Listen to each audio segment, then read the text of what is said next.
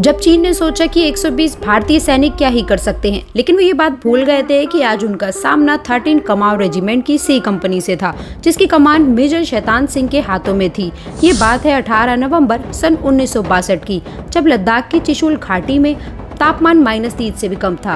ना artillery support, ना ही backup और न ही कोई मदद की उम्मीद। अगर कुछ था तो सिर्फ भारतीय रेजिमेंट के पास 120 बहादुर, जो आखिरी सांस तक लड़ने के लिए तैयार थे।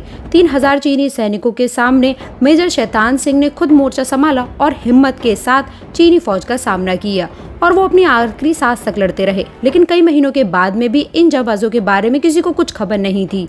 3 महीने बाद जब बर्फ हटी, तब 120 में से 114 भारतीय जवानों के शव मिले थे और 1300 चीनी सैनिकों को भी उन्होंने ढेर कर दिया था। यानी कि कितनी बहादुरी के साथ भारतीय सेना ने उनका सामना किया होगा। इस बात का अंदाजा आप इस बात से लगा सकते हैं कि भारतीय जवानों के हाथों से बंदूक नहीं छूट रही थी। इतनी मजबूती के साथ उन्होंने बंदूक को पकड़ रखा था।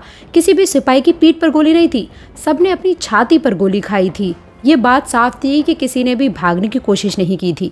इनमें से मेजर शैतान सिंह देश के ऐसे पहले सैनिक बने जिनका शव उनके घर पर पहुंचाया गया और उनके पूरे मान सम्मान के साथ उनका अंतिम संस्कार किया गया।